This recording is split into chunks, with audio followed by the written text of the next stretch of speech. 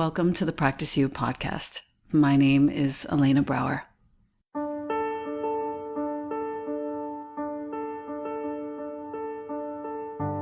Together, we'll explore and enjoy content and conversations around mastering transitions in our relations, our wellness, our careers, our families, and especially in our missions and visions. You are invited to learn and love and listen with me. Welcome to Practice You.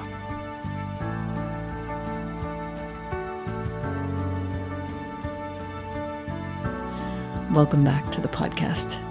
This is a special episode to commemorate my 5 years of sobriety. It's been the most transformative and potent 5 years of my life. And if you're wondering if maybe sobriety might be for you, I would love to hear your thoughts after you've heard this. It took me about 9 months to write it after I made the choice to release myself from the slavery of substances. And I hope that it is of great use and benefit to you. This is called The Ritual of Recovery. We are made of atoms, scintillating. So why do we try to stop them and change them and hurt them and rearrange them? We forget that deeper than any perceived failure is this radiance. So please, follow me into this moment and we can play with this together. And thank you for listening. It helps me remember that at the heart of all this is something I've learned about trust, something else I've learned about evolution, and how sometimes it can hurt so much. I speak these words so I can feel my own constitution unobstructed and walk through this life uninterrupted by habit, by substance, by anything other than bold love and deep mystery. And I own this so I can wake up and go to sleep to the good that is alive in me.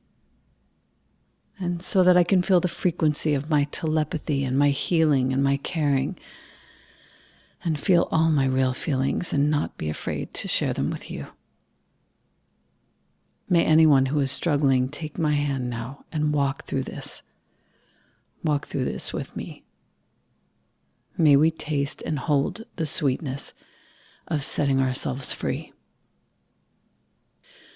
So I got curious and I asked, what is the friction that keeps us locked up in this inane destruction of addiction?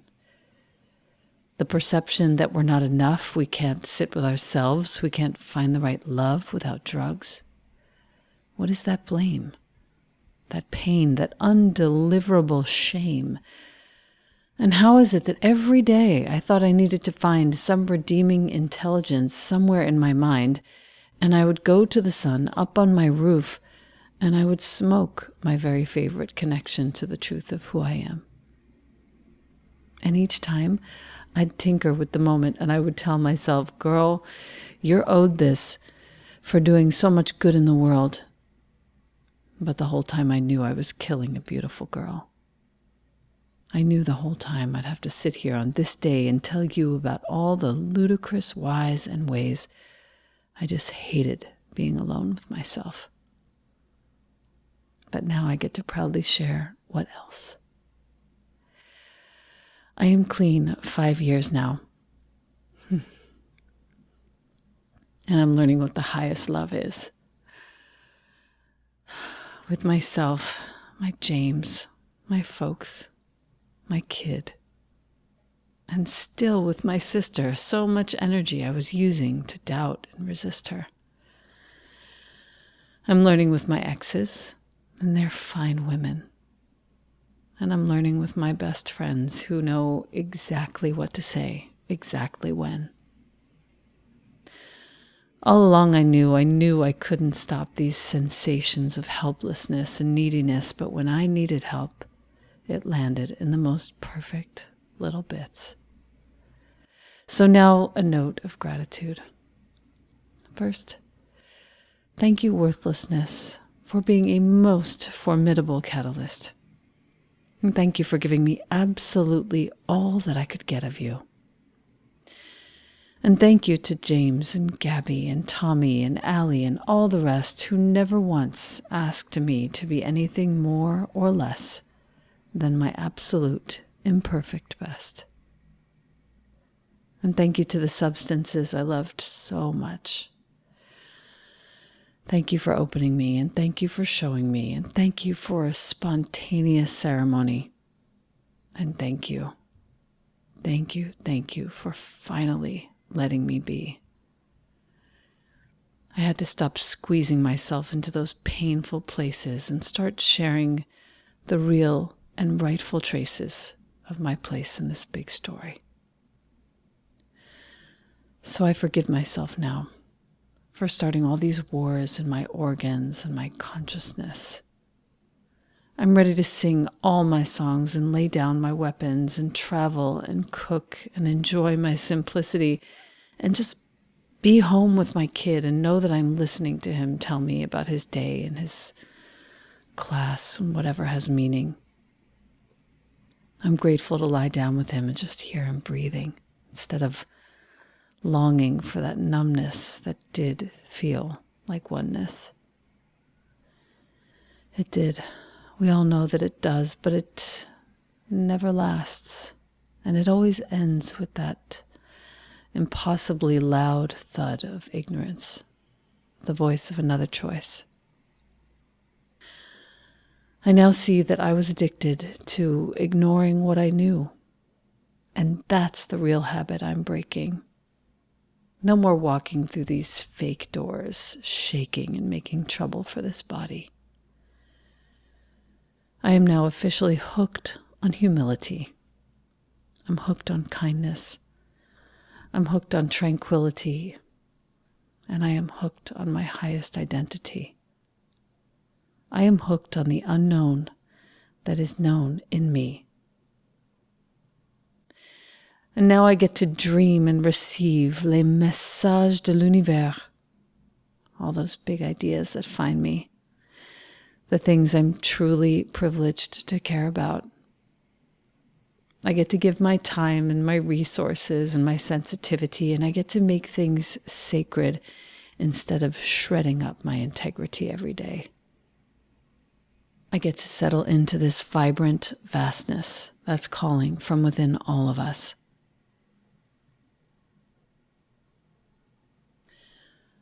If I had to sum it up, what I've come to learn and earn is that I'm not struggling against any addiction.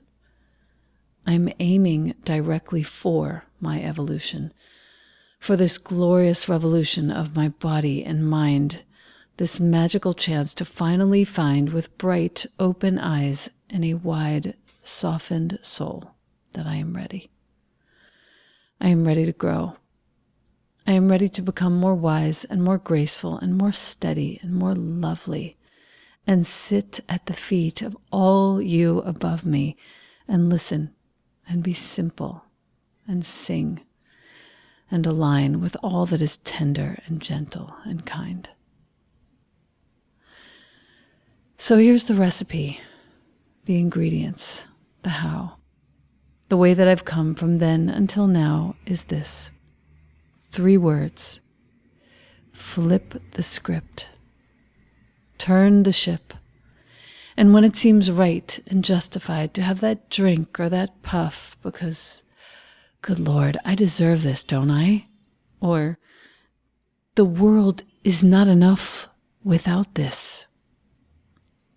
I dare you to challenge that thought and think precisely the opposite just for practice.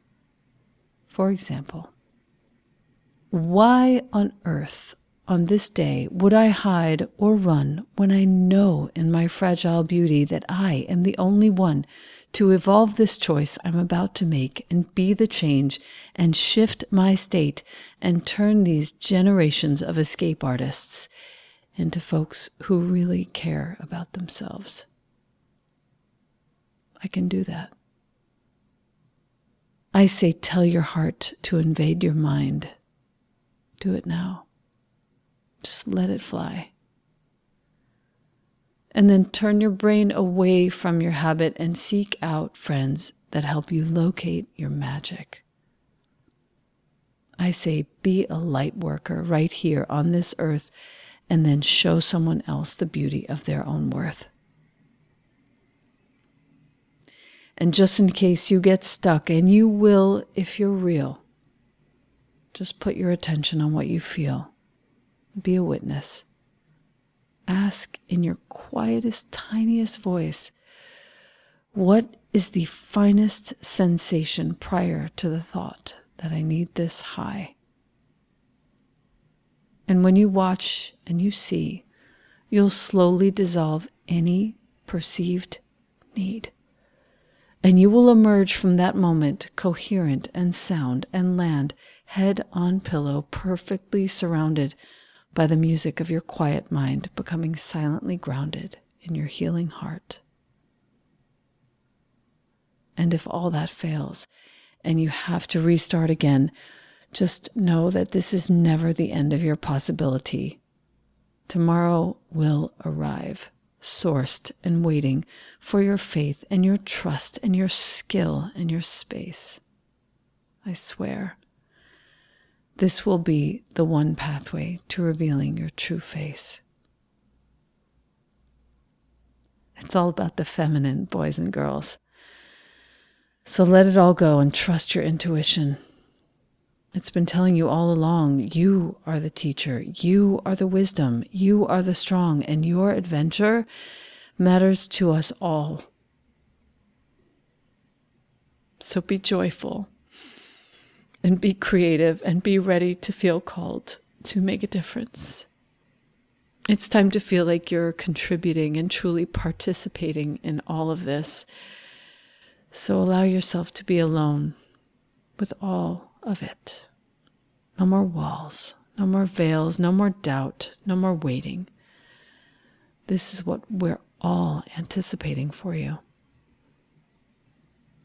Place your left hand on your heart. Here is our temple. Here is our church. No longer do any of us need a substance in this magnificent search for real love. So here's to this fine moment. I salute you. May these words raise us all up and be our way into a more complete love. May we hold ourselves sacred and trust that we can make this holiness happen and get free together. May we remember ourselves everywhere and forever. May we surround ourselves only with beings who are there for us, and may we dream the biggest dreams to fully live all of this. May we drink the potent elixir of deep listening and real forgiveness. Thank you so much for listening.